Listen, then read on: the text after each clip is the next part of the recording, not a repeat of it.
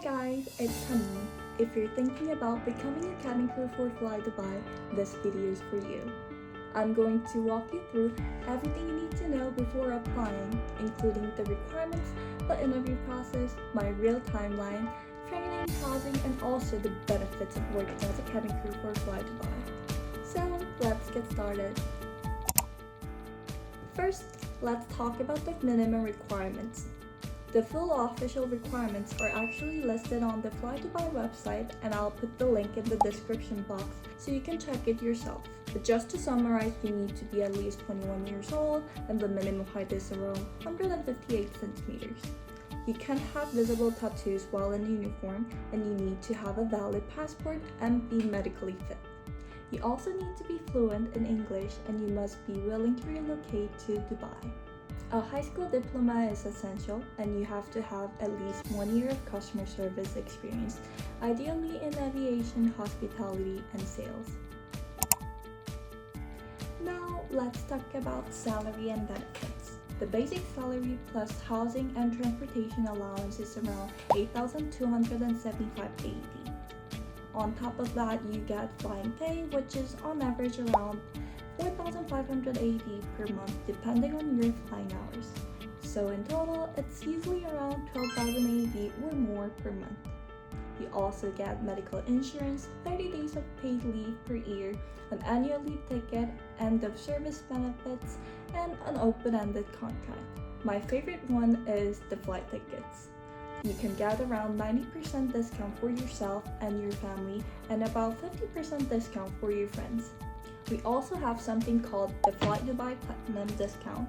You pay for it yearly, but you get discounts on restaurants, cafes, salons, hotels, and even cars. It works all over the UAE and sometimes even abroad. I personally use it a lot, especially for cafes and restaurants. It's amazing. Now let's talk about the interview process and my timeline. For me, the whole process took about 3 months. I did the Korean assessment, so my experience might be a bit different because Flydubai actually came to Korea to recruit us. So if you're applying normally, your process might start differently. Normally, you would have to fly to Dubai for the interview, and they don't cover your flight ticket. So my first stage was on December 20th, 2025. It was through an agency interview, and it was a group discussion with about 20 people in one room. I actually received an email just a couple of hours later, and they sent me a private link to officially apply to Flydubai, which means I passed the first stage. Then on December 23rd, I had the English test. It included grammar, vocabulary, and reading skills. It was pretty standard, so don't worry too much about it. On December 27th, I did the high-view video assessment where you record yourself answering questions. I would definitely recommend practicing speaking to the camera because it feels really awkward at first. On January 7th, I got invited for the next stage. Then on January 31st, I had the Microsoft Teams interview, which is basically like a Zoom interview.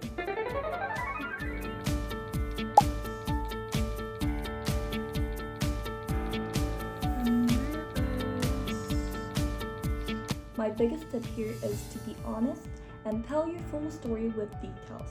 I personally didn't get any follow-up questions, but my friend said she got a lot because her answers were too short.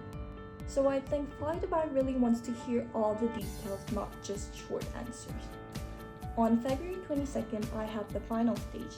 This included a grooming check, height and weight check, an English test, and a group discussion.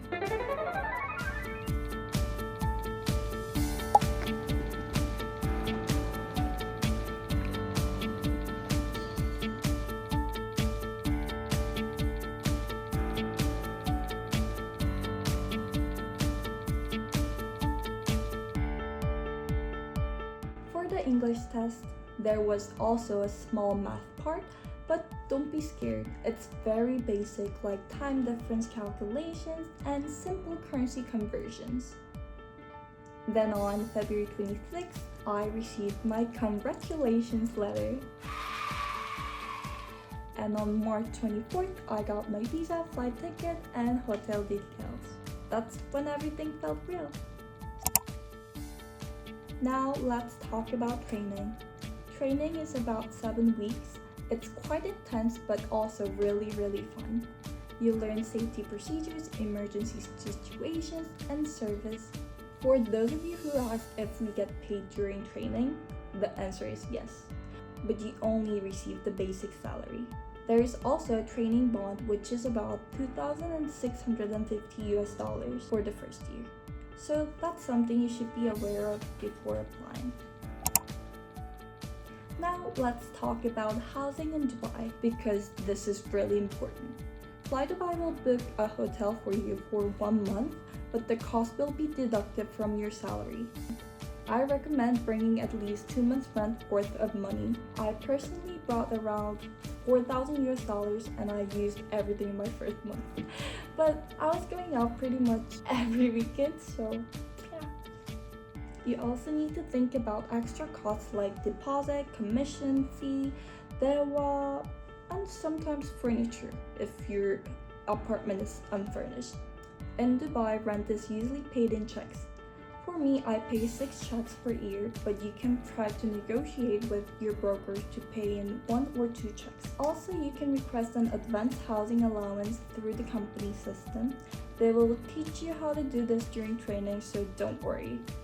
For finding apartments, I recommend using apps like Bayit, Property Finder, and Diviso. In my case, I live in a studio near the airport. My rent is higher than the housing allowance, but I save money on transportation. So it kind of balances out. If you want a cheaper option, you can live in Sharjah, but the traffic to Dubai is really crazy.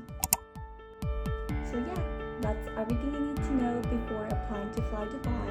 If you have any questions, just leave them in the comments.